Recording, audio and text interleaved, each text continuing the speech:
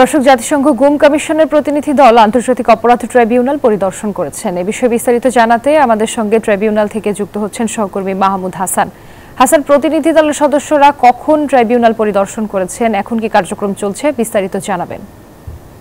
জাতিসংঘের যে এক কথায় গুম সংক্রান্ত কমিশনের যে প্রতিনিধি দল, তারা কিন্তু আন্তর্জাতিক অপরাধ ট্রাইব্যুনালে পরিদর্শন করেছেন এবং তারা কিন্তু বেলা 1টা নাগাদ এই আন্তর্জাতিক অপরাধ ট্রাইব্যুনালে এসে প্রবেশ করেন। এর আগে আইন উপদেষ্টার সাথে এবং অন্যান্য উপদেষ্টার সাথে বৈঠক শেষে কিন্তু তারা এখানে এসেছেন এবং প্রসিকিউশনের সাথে কিন্তু তারা আলাপ আলোচনা করেছেন এবং সার্বিক বিষয় নিয়ে আলাপ হয়েছে বলেও আমরা জানতে পেরেছি।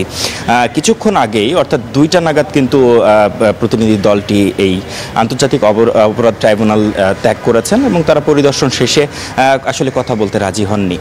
তবে আমরা এমনিতেই যতটুকু জানতে পেরেছি যে সার্বিক বিষয় নিয়ে, অর্থাৎ 5 আগস্ট পরবর্তী যে গুম সংক্রান্ত বিষয়গুলো উঠে এসেছে এবং যে অভিযোগগুলো এসেছে, সেই অভিযোগগুলোর পর্যালোচনা এবং সেই অভিযোগের ক্ষেত্রে আসলে জাতিসংঘের সহযোগিতা প্রয়োজন হতে পারে আন্তর্জাতিক অপরাধ ট্রাইব্যুনালের, সেই বিষয়টা নিশ্চিতের জন্যই কিন্তু আন্তর্জাতিক অর্থাৎ জাতিসংঘের যে গুম সংক্রান্ত কমিশন, সেই সংক্রান্ত কমিশনের সাথে আসলে চিফ প্রসিকিউটরের যে বৈঠক, সেটা কিন্তু হয়েছে। বান্ডেল থাকলে প্রতি সেনমানিতে টাকা বাঁচবে। বিকাশ সেনমানি বান্ডেল কিনে জিতুন প্রতি লেনদেনে। এর আগে যে বিষয়টা হয়েছে সেটা হচ্ছে যে শেখ হাসিনা সহ যে অন্যান্য 2 আসামি, অর্থাৎ মানবতা বিরোধী অপরাধের যে আসামি আসাদুজ্জামান খান কামাল সহ আপনার সাবেক যে আইজিপি চৌধুরী আবদুল্লাহ আল মামুন, তাদেরকে কিন্তু আসলে 7 দিনের সময় দিয়ে আসলে পত্রিকায় বিজ্ঞাপন দেওয়ার আদেশ দিয়েছেন কিন্তু আন্তর্জাতিক অপরাধ ট্রাইব্যুনাল। যদি তারা আসলে শেখ হাসিনা এবং আসাদুজ্জামান খান কামাল পার্শ্ববর্তী দেশ ভারতে অবস্থান করছেন এমন তথ্যের ভিত্তিতেই কিন্তু এই বিজ্ঞাপনটা দেওয়া হচ্ছে এবং এই বিজ্ঞাপনের পর যদি আসলে 7 দিনের মধ্যে তারা আন্তর্জাতিক অপরাধ ট্রাইব্যুনালে এসে হাজিরা না দেন, সেক্ষেত্রে আসলে তাদের অনুপস্থিতিতেই এই আন্তর্জাতিক অপরাধ ট্রাইব্যুনালের কার্যক্রম অব্যাহত থাকবে।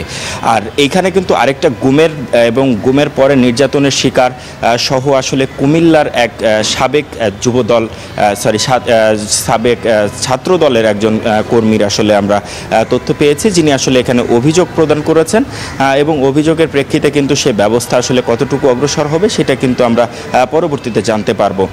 তো আন্তর্জাতিক অপরাধ ট্রাইব্যুনালে জাতিসংঘের গুম সংক্রান্ত কমিশনের যে বিষয়টা ছিল, এখানে পরিদর্শন শেষে তারা আসলে এখন কোথায় যাবেন সে বিষয়টা আমাদের কাছে নিশ্চিত নয়। তো এই ছিল আন্তর্জাতিক অপরাধ ট্রাইব্যুনাল থেকে আমার কাছে সর্বশেষ তথ্য। হাসান, আপনাকে ধন্যবাদ।